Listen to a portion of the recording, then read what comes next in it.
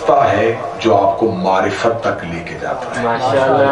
نہج البلاغہ ہر شیعہ گھر میں پڑھی ہے۔ مولا امیر المومنین فرماتے ہیں کہ دین کی اول معرفت ہے۔ بسم اللہ۔ اگر تم نے معرفت نہ رکھی تو سمجھو کہ تم نے دین میں کچھ بھی نہیں جانا۔ میں کل کی گزارش جو آپ سے کی تھی، ماننا ضروری نہیں، پہچاننا ضروری ہے۔ ماننا اقرار ہے، پہچاننا معرفت ہے۔ خدا صرف اقرار نہیں چاہتا، خدا چاہتا ہے کہ جس کا اقرار کیا ہے اسے پہچانو گی، اس کی معرفت بھی کرو۔ تو معرفت معصومین میں کچھ مشکل زینے آئیں گے، میں کوشش کروں گا کہ آسان طریقے سے عبور ہو۔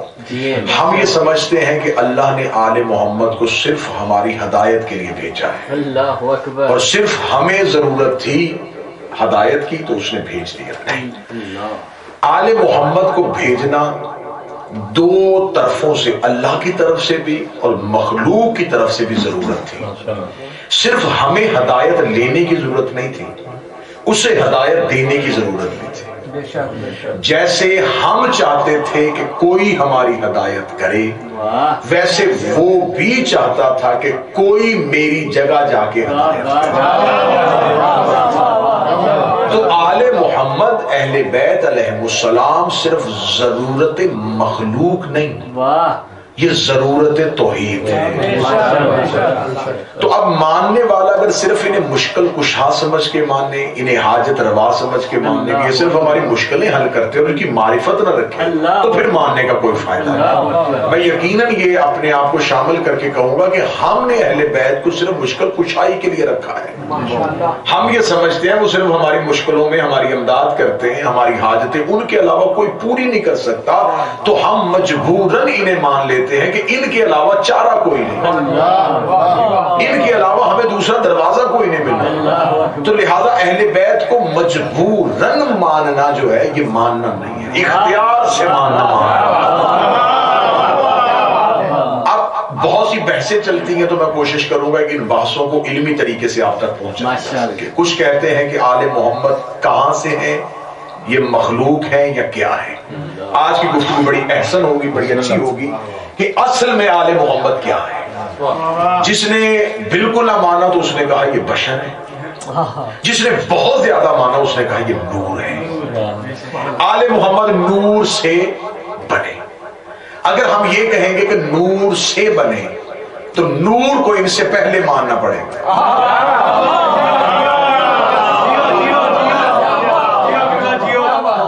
دو جمع دو چار والی باتیں ہوں گی۔ اگر ہم یہ کہیں گے کہ آل محمد نور سے تو یہ نور پہلے، یہ بات ہے، تو نور کو اول ماننا پڑے گا، اور یہ کہہ رہے ہیں کہ اول ہم ہیں۔ پھر ان کے لیے کیا کہیں کہ یہ کس چیز سے بنے، جسے بھی کہیں گے وہ شے ہوگی، اور شے ان سے پہلے ہو نہیں سکتی۔ مشکل بحث نہیں کروں گا، یہ فلسفہ اور منطق کی مشکل ترین بحثیں ہیں، بالوں کو سفید کر دینے والی بحثیں ہیں، لیکن میں بڑی پتلی کر کے، بڑی باریک اور آسان کر کے آپ کے حلق سے اتاروں گا۔ خدا کے ہاں دو عالم ہیں، ایک ہے عالم امر، ایک ہے عالم خلق۔ کتنے عالم ہیں جی؟ دو۔ پہلا عالم امر، دوسرا عالم خلق۔ کچھ چیزیں ہیں وہ جو امر سے خلق کرتا ہے،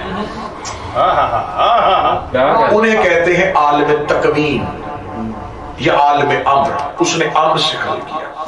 کچھ چیزیں جو مخلوق ہوتی ہیں، جو عالم خلق ہے، انہیں وہ مادے سے خلق کرتا ہے، یعنی کہ پہلے کچھ ہوتا ہے ان سے اس کو بناتا ہے۔ جو مادے سے بنے وہ مخلوق ہوتی ہے، جو ارادے سے بنے وہ امر ہوتی ہے۔ بات کو اور آسان کروں گا، جو مادے سے بنے وہ مخلوق، جو ارادے سے بنے وہ امر۔ مثلا حضرت آدم جو تھے یہ امر سے نہیں، یہ مادے سے۔ خدا نے تخلیق آدم کا پورا پروسیس جو ہے نا وہ قرآن میں لکھا ہے کہ ہم نے پہلے مٹی دی، پانی لیا، ان کو گونتھا، آگ اور ہوا کو شامل کیا، پھر ہم نے آدم کی ایک کنکر کو بنایا، ایک مجسمے کو بنایا، اس کو سنوارا. اس کا مطلب ہے کہ پانی بھی آدم سے پہلے،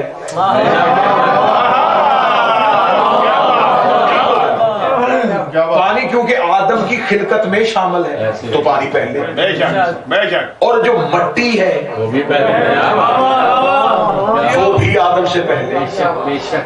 یہ زمین کی مٹی کی بات نہیں ہو رہی، زمین کی مٹی اور ہوتی ہے کیونکہ ابھی تو زمین کو خلق ہونا ہے، زمین کے لیے نہیں. آدم سے پہلے مٹی، یعنی کہ اس مٹی کو جو آدم سے پہلے ہے نا اسے تراب کہتے ہیں.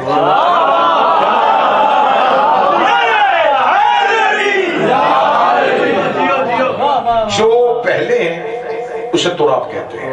مٹی، پانی، آگ، ہوا، یہ چاروں چیزیں پہلے تھی. یہ مادہ تھا، مادے سے آدم کو بنایا. میرے مالک تیرا پہلا خلیفہ ہے، تو اسے امر سے بنا دے. فرمایا اس لیے اسے امر سے نہیں بنا رہا کہ اس آدم سے آدمیت چلنی ہے. بعد میں آ رہے آگے آگے آتے ہیں، یہ جگہ بڑی خاصی ہے، بعد میں آنے والے آگے آتے ہیں. جو اگر آدم کو میں امر سے بناؤں گا، اب توجہ میری طرف رکھیں، اگر آدم کو میں امر سے بناؤں گا تو آدم کی نسل میں سے جو بھی آئے گا کیا کہہ رہے ہیں وہ یہ کہے گا کہ ہم امر سے. لہذا میں نے نسل آدم کے سامنے کچھ ایسے ہاتھی لے کے آنے جو مادے سے نہیں ہونے، جو امر سے ہوں گے، تاکہ آدم کی نسل ان کا مقابلہ نہ کر سکے. کہ جب تمہارا باپ ہی مادے سے بنا، جو تمہاری ابتدا ہے جب وہ مادے سے بنی، تو تم کیسے کہہ سکتے ہو کہ تم مادے سے نہیں؟ خدا نے آدم کو، اور خدا نے آدم کا پورا، کسی نبی کی خدا نے اتنی لمبی کہانی نہیں سنائی، آدم کی پوری لمبی کہانی سنائی کہ مٹی کہاں سے، پانی کیسے لیا، ان کو گوندا کیسے، ان کو کھنایا کیسے، ان کو سنوارا کیسے. اس وجہ سے کہ آدم کا کوئی نالائق بیٹا اپنے آپ کو امر والوں سے افضل نہ سمجھے. تو تخلیقی آدم کے پورے مرحلے کو خدا نے قرآن میں کوٹ کر دیا. اب یہ ہے عالم خلق. دوسرا پہلا عالم کون تھا؟ عالم امر. امر میں بتا دیتا ہوں کہ امر کسے کہتے ہیں. یہ جو صالح نبی کی اونٹنی تھی، یہ کسی ماں کے پیٹ میں نہیں رہی، امر تھا خلق. اسماعیل کا دمبا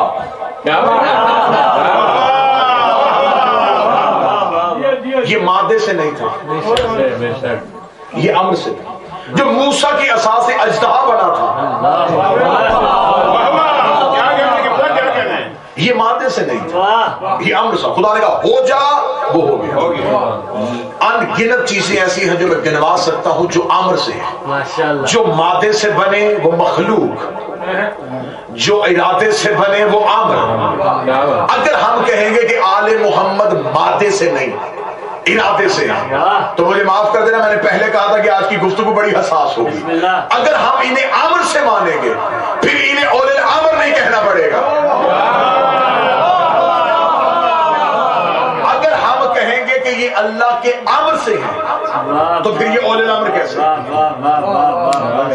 اس کا مطلب ہے کہ امر اولل امر کے بعد ہے. تو اب یہ اولل امر کیسے ہو رہا ہے؟ ندیم بھائی بیٹھ جائیے گا، یہ میرے پاس یہاں پہ ہے رومان. درود سارے حضرات مل کے بلند آواز سے پڑھیے گا.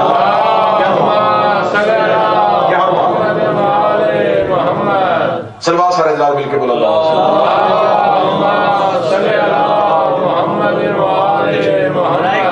محمد و آل محمد بلند تر صلوات.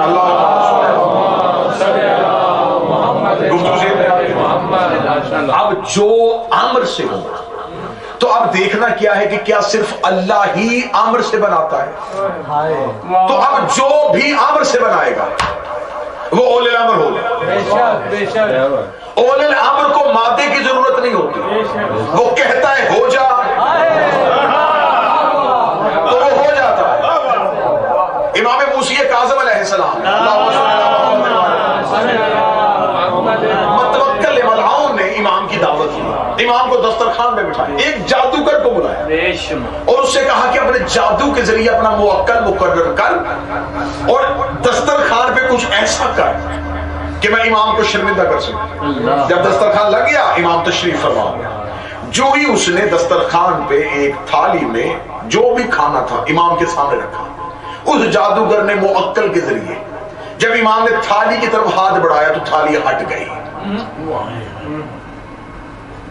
تھوڑی دیر بعد امام نے پھر ہاتھ بڑھایا تو تھالی پھر ہٹ گئی.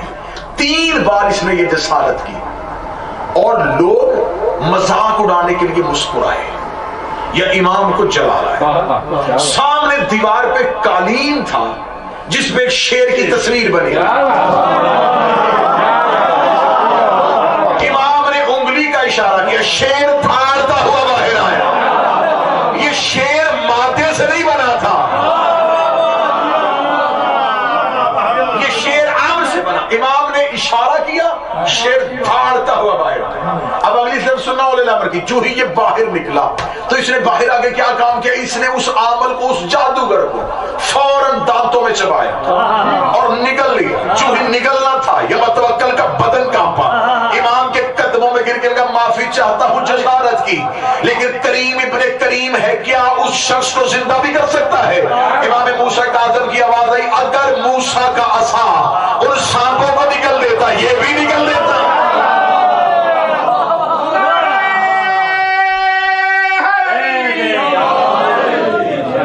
اب یہ جو بنا یہ کس سے ہوا؟ یہ عامر سے ہوا. یعنی کہ اول الامر کے لیے مادے کی محتاجی نہیں. اول الامر کہتا ہے ہو جا تو ہو جاتا ہے. آپ خاموش ہو گئے. حسین نے راہب کو بیٹے مادے سے نہیں دیے تھے, عامر سے دیے تھے. ابھی بھی آپ چوپے میں اگلی مثال دے دیتا ہوں. امام حسن نے جسے کہا تھا شرم نہیں آتی,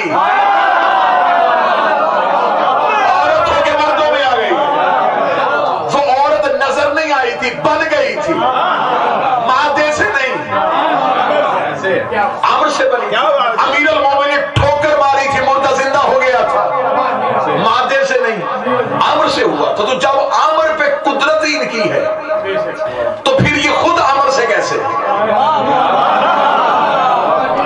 میں نے آپ کو کہا کہ کائنات میں چیزیں 2 ہی طریقے سے بنی ہیں, یا مادے سے بنی ہیں یا ارادے سے بنی ہیں.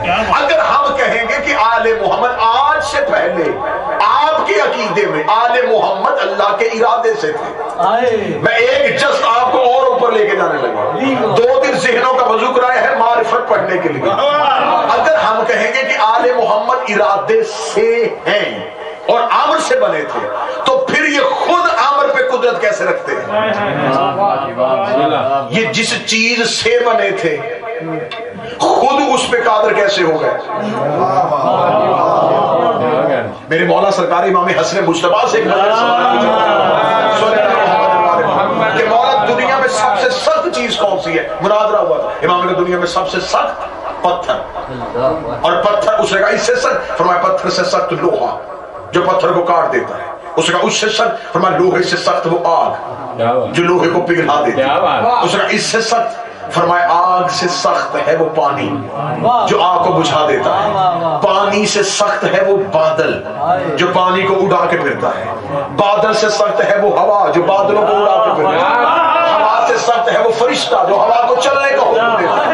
فرشتے سے سخت ہے وہ موت جو اس فرشتے کو بھی آئے گی. موت سے سخت ہے وہ ملک الموت جو ملک الموت موت پہ قادر ہے. ملک الموت سے سخت ہے وہ موت جو ملک الموت کو بھی آئے گی. اس موت سے سخت ہے وہ عامر جس کی کائنات محتاج ہے, اور عامر سے سخت ہے وہ اول الامر جس کا عامر محتاج ہے. امام نے کہا سارا اٹھانا نو اول الامر.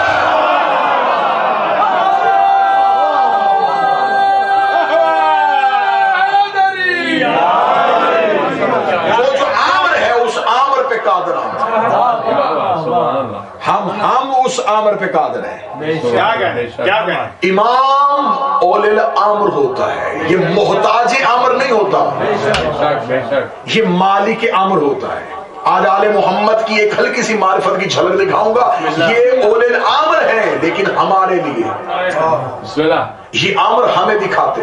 اسی بادشاہ کی بات ہوئی تو مجھے اسی بادشاہ کا ایک اور ضمن جملہ ذہن میں آ گیا. ایک شخص نے مولا سے ایک عجیب, مولا حسن بادشاہ سے ایک عجیب سوال کیا. اس نے سوال کیا, اس نے کہا اے مولا میں, آپ وقت کے امام ہیں, مولا کا دور امامت ہے. اس نے کہا میں چاہتا ہوں کہ میں علی کو دیکھوں. ماربل سمجھیے گا. امام نے فرمایا ادھر دیکھ. اس سے کہا مانتا ہوں کہ آپ ہی علی ہیں لیکن میں چاہتا ہوں بہو علی دیکھو, وہ ہی علی دیکھو جو رسول کے ساتھ ہوتا تھا. اگر تو ایسا نہیں کر سکتا تو اولل الامر کیسا. ایسا کہنا تھا. امام نے اس کا ہاتھ پکڑا. امام ہاتھ پکڑ کے اپنے گھر کے دروازے پہ لے کے دروازے پہ لا کے کھڑا کرا. امام نے صحن تطہیر کا پردہ اٹھایا. سامنے تخت اور تخت پہ بیٹھے ہوئے علی امر قادر کر رہے تھے, علی امور نافذ کر رہے تھے, علی کائنات کا نظام چلا رہے تھے. اس نے کہا بیٹا ہو کے تو نے گیا ہوا باپ کیسے دکھا دیا. یہ علی تو کوفہ میں دفن ہو چکا ہے. مولا حسن مسکرا کے کہتے ہیں اولل الامر کے پاس یہ طاقت تھی جسے معراج میں خفی کیا تھا, ہم نے اسے جلی کر دیا.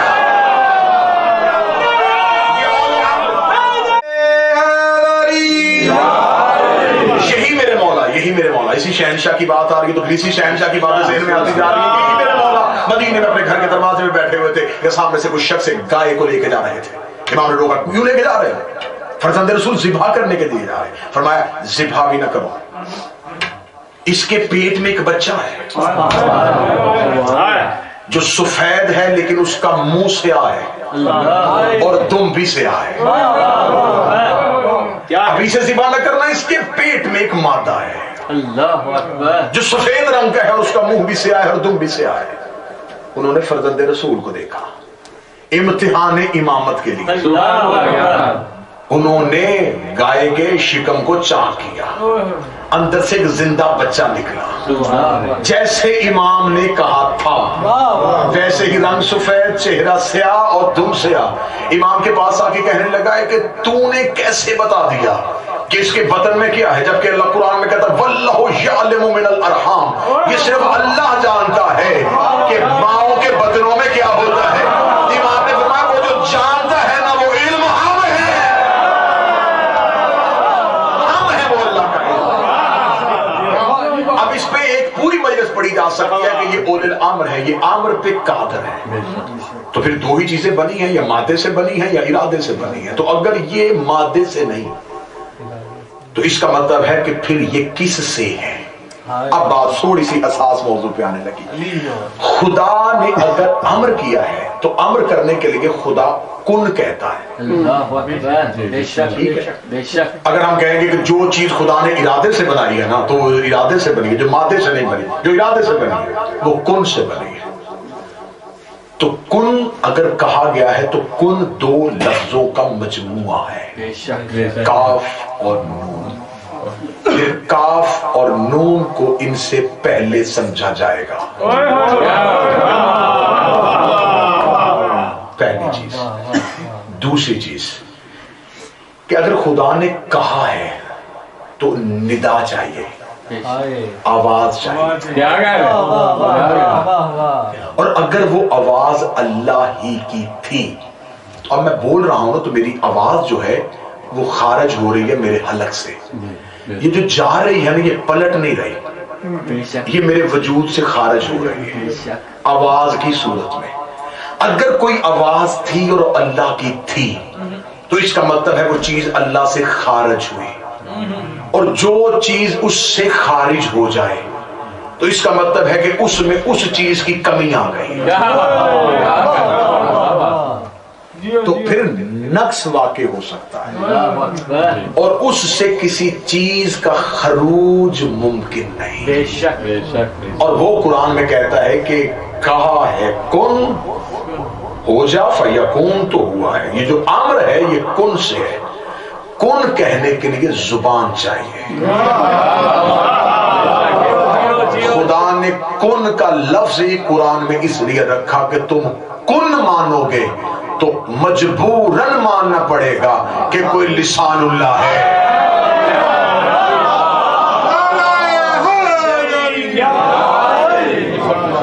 کوئی اللہ کی زبان ہے. اس کا مطلب کن اللہ نے نہیں کہا, اللہ کی زبان نے کہا. زبان اللہ نہیں, اللہ کی زبان ہے. اس کا مطلب ہے کہ وہ جو کن، اس کا مطلب یہ جو ہمارے منہ میں زبان، یہ گوشت کا ٹکڑا، اس سے مراد یہ نہیں کہ اگر ہم گوشت کا ٹکڑا ذہن میں تصور کریں گے تو وجود ماننا پڑے گا. جب ہم کہتے ہیں نا علی عین اللہ ہیں تو اس سے مراد یہ اس آنکھ کو نہ لیا کرے، کیونکہ رسول نے یہ نہیں کہا تھا کہ علی کی آنکھیں عین اللہ ہیں، فرمایا علی عین اللہ ہے. علی سر سے لے کے پاؤں تک عین اللہ ہے. علی پورے کا پورا لسان اللہ ہے. رسول نے یہ نہیں کہا کہ علی کی زبان لسان اللہ ہے، علی لسان اللہ ہے، علی عین اللہ ہے، علی وجہ اللہ ہے. تو یہاں وجود تصور نہیں کیا جائے گا. اس کا مطلب ہے کہ خدا کے کن سے پہلے، اب میں نے کہا امر پہلے مادہ، اگر مادہ نہیں تو پھر مادے سے اوپر والی جو کیٹیگری ہے وہ امر ہے. امر کو کن چاہیے، ہم اوپر والی منزل پہ آ گئے. کن کے لیے آواز چاہیے، تیسری منزل پہ آ گئے. آواز کو زبان چاہیے، چوتھی منزل پہ. اب اس کا مطلب ہے کہ کائنات میں جو کن سے بنا ہے وہ لسان اللہ سے بنا ہے. بڑا حساس ترین موضوع ہے توحید. توحید پہ گفتگو کی جائے، ان کے بغیر اللہ سمجھ میں نہیں آئے گا. میرے مولا صادق ایک شاگرد تھا، نوجوان تھا، نام اس کا حسان تھا. تو حسان کو بازار میں ایک شخص، ایک بوڑھا سامنے سے مل گیا. تو اس نے آ کے کہا کہ تو امام کا شاگرد ہے تو مجھے ایک سوال کا جواب دے. اس نے کہا کون سے سوال کا جواب دوں؟ اس نے کہا کہ اللہ جو ہے وہ علی کل شیء قدیر ہے. جناب حسان نے کہا بالکل اللہ کل شیء قدیر ہے. اس نے کہا وہ جو چاہے کر سکتا ہے. اس نے کہا وہ جو چاہے کر سکتا ہے. اس نے کہا کہ کیا اللہ ایک انڈے میں پوری کائنات کو بند کر سکتا ہے؟ اور شرط ہے نہ کائنات سمٹے نہ انڈا بڑا ہو. انڈے کا حجم بھی نہ بڑھے اور کائنات بھی نہ سمٹے.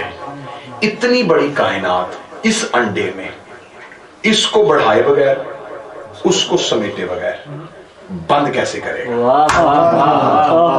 حسان خاموش ہو گیا. خاموش امام کی بارگاہ میں پہنچ گیا. امام نے چہرے پہ اداسی دیکھی. امام نے کہا حسان لگتا ہے کسی نے لاجواب کیا ہے. جی فرزند رسول. تو مولا نے فرمایا کیوں لاجواب ہوا؟ مولا اسی لیے سیدھا آپ کی طرف آ گیا کہ امام سے جا کے جواب لو. امام نے کہا میرے تک آنے سے پہلے کیوں نہیں جواب لیا؟ اب شیعوں کے لیے ایک نصیحت آنے لگی. اس نے کہا مولا آپ کے پاس آتا، سوال پوچھتا، آپ جواب دیتے تو ملنا تھا. امام نے کہا وہیں کھڑے کھڑے نیت کرتا جعفر تیری زبان بن جاتا.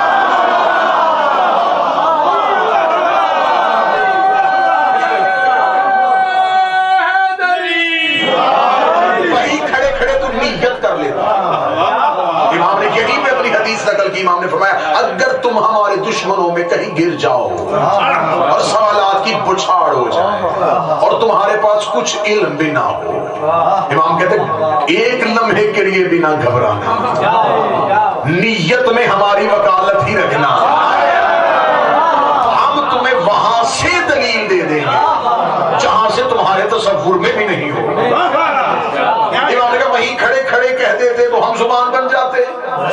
اس کا مولا غلطی ہو گئی، آئندہ جہاں بھی سوال ہوگا وہیں نیت کر لوں گا. مولا اس سوال کا جواب، امام نے فرمایا بہت آسان جواب ہے. مولا وہ کہتا ہے کہ انڈا بڑا نہیں کرنا اور کائنات چھوٹی نہیں کرنی. بغیر کائنات چھوٹی کیے انڈے میں بند کیسے ہو؟ امام نے کہا انڈا تو بہت بڑا ہے. سجدے کرو تمہیں ایسا ہی معاملہ. انڈے کا تو حجم بہت بڑا ہے، کائنات اس سے چھوٹی چیز میں بھی بند ہو سکتی ہے. اس نے کہا مولا کیسے؟ امام نے فرمایا حسان مشرق کو دیکھ. اس نے دیکھا. امام نے فرمایا مغرب کو دیکھ. دیکھا. شمال کو دیکھ. مولا دیکھ لیا. اب جنوب کی طرف دیکھ. مولا دیکھ لیا. اب آسمان کی طرف دیکھ. مولا دیکھ لیا. اب زمین کی طرف دیکھ. مولا دیکھ لیا. فرمایا آنکھ کو بند کر. آنکھ کو بند کر. آنکھ کو بند کی. مولا نے فرمایا اس آنکھ نے نہیں دیکھا تھا، اس کے اندر ایک سیاہی کا نقطہ ہے. نے یہ سب کچھ دکھایا اور بغیر کائنات چھوٹے کیے ہوئے اس ایک ہلکے سے نقطے میں سما گئی تو چھوٹے سے نقطے میں کائنات بند ہو گئی. انڈا تو بہت بڑا ہے. اٹھا وہاں سے دوڑا, عبداللہ ادیس اس بندے کا نام تھا, اس کے پاس جا کر سن میں تجھے جواب دوں. انہی لفظوں کے ساتھ جیسے امام نے کہا تھا ویسے کیا اور کہنے لگا آنکھ بند کر کے کھولی تو کہنے لگا یہ تو آنکھ کے نقطے میں آ گئی ہے تو انڈا تو بہت بڑا ہے. فوراً دیکھے لگا کس سے پوچھ کے آیا ہے؟ میرے آقا و مولا کا جواب ہے. اس نے کہا یقیناً یہی پوچھنا چاہتا تھا, توحید کو جیسے وہ سمجھتے ہیں. ایک شخص نے آگے میرے مولا سے سوال پوچھا تھا, اس نے کہا اللہ نظر کیوں نہیں آتا؟ دہریہ تھا. اس نے کہا اللہ نظر آئے تو میں مان لوں گا. امام نے کیا فرمایا, کیا ہر نہ نظر آنے والی چیز کو مانتے ہو اور ہر نظر آنے والی چیز کو مانتے ہو؟ کہنے لگا مولا اللہ ہے تو دکھائی دینا چاہیے. امام نے فرمایا کیا تو ہر جگہ دیکھ لیتا ہے؟ جواب امام سنیے گا, حوالے کی ضرورت ہی نہیں پڑے گی. امام نے فرمایا تو جو کہتا ہے کہ اللہ مجھے دکھائی کیوں نہیں دے رہا, تو کیا تو ہر جگہ دیکھ لیتا ہے؟ کہتا مولا مطلب؟ مولا فرمایا آسمان کی طرف وہ جو ستارہ چمک رہا ہے تجھے پتا اس کے اندر کیا ہے؟ کہا کہ میں نہیں جانتا. مولا فرماتے ہو سکتا ہے اللہ اس کے اندر ہو, تجھے نہیں دے رہا, قصور اللہ کا کیا ہے؟ یہ سوال وہ کرے جو کائنات کو دیکھ سکتا ہو, جو عالمین کو دیکھ سکتا ہو. ایک اور شخص نے پوچھا تھا, اس نے کہا مولا اللہ دکھائی کیوں نہیں دیتا؟ امام نے فرمایا سورج کی طرف دیکھ. اللہ اکبر. اسے آنکھ اٹھائی تھی یا پلکوں نے فوراً وزن گرا دیا. لگا مولا اس کو دیکھ نہیں سکتا. فرمایا مخلوق کو دیکھ نہیں سکتا خالق کو دیکھنے کی تمنا کر رہا ہے. اب یہ امر سے نہیں ہے, یہ کس چیز سے ہے؟ خدا کے ہاں اگر کوئی چیز خارج ہو تو اس کا مطلب ہے وہ چیز الگ ہے اور اللہ الگ ہے. معصوم فرماتے ہیں کہ ہم توحید ہمارا مسکن ہے.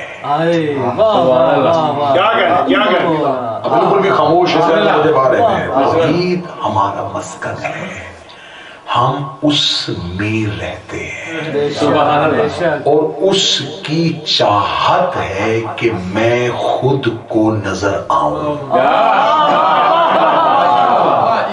وہ ہم میں اپنا آپ دیکھنا چاہتا ہے.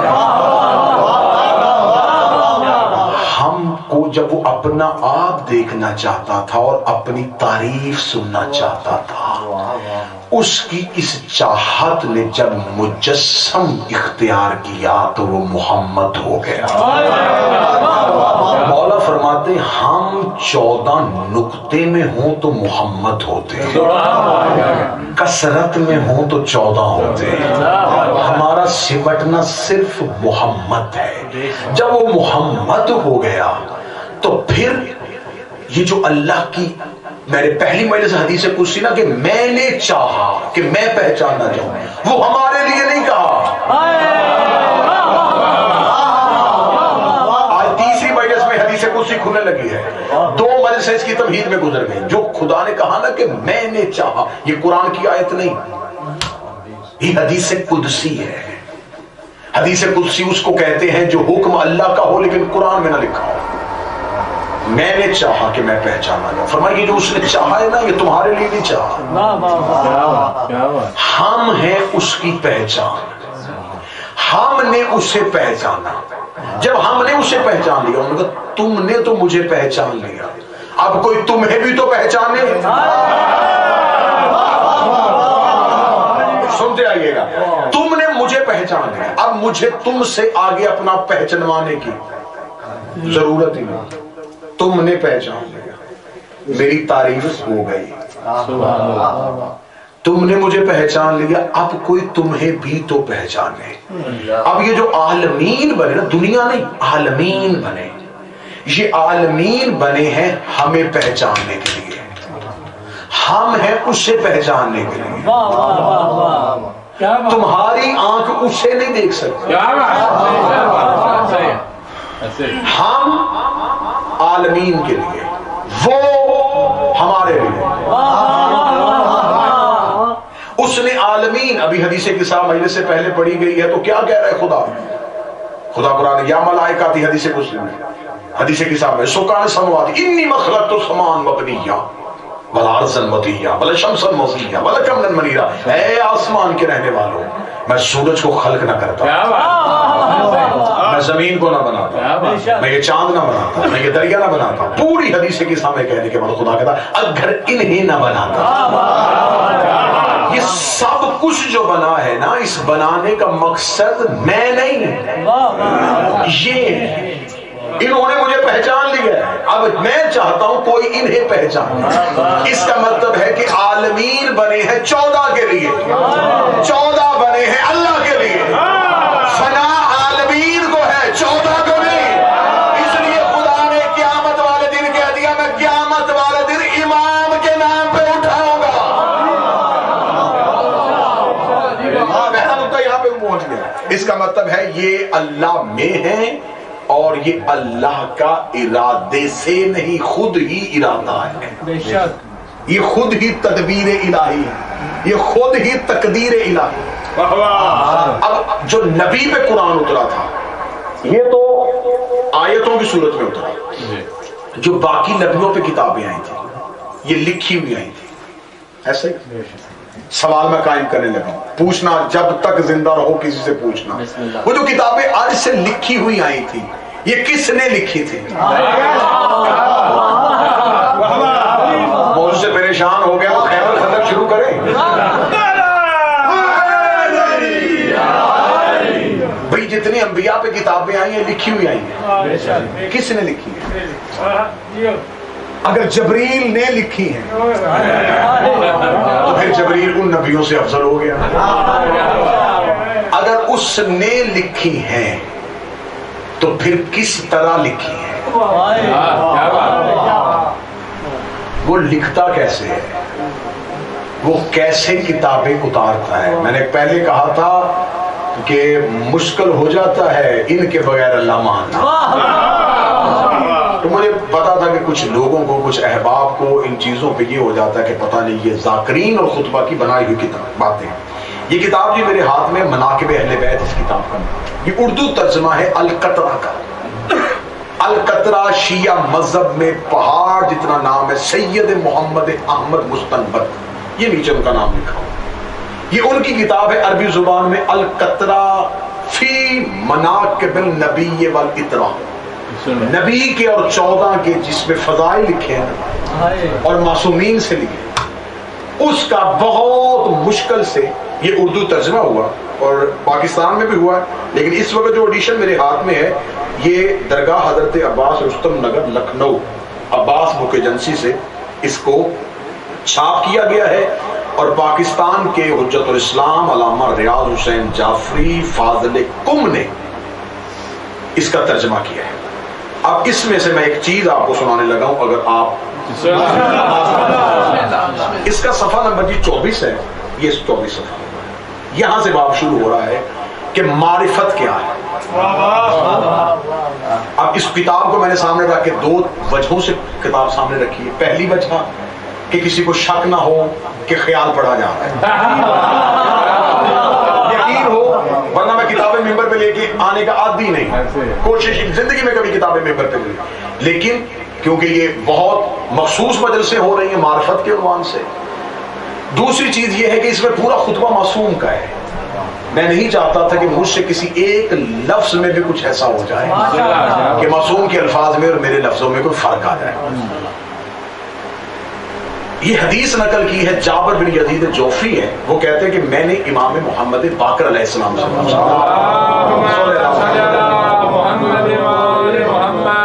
ایک تو جابر بن عبداللہ انصاری ہے، یہ وہ جابر ہے، یہ 5ویں امام کا خاص مخصوص صحابی ہے، اور مذہب اہل بیت میں بہت سی حدیثیں اسی جابر نے نقل کی۔ یہ کہتے ہیں کہ میں نے امام سے پوچھا تعریف ہے اس خدا کی جس نے مجھ پر احسان کیا اور آپ کی معرفت عطا کی اور آپ کی فضیلت کو میری طرف الہام کیا۔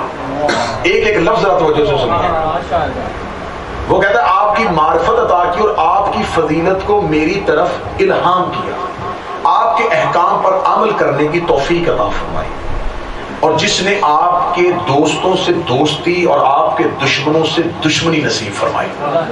امام فرماتے یا جابر، اب مولا بولے یا جابر اتدری ما المعرفہ، تو جانتا ہے کہ معرفت کسے کہتے ہیں؟ تیسری مجلس میں موضوع کے لیے امام کی ایک حدیث آپ کو ہدیۃً تحفۃً بھیجنے لگا۔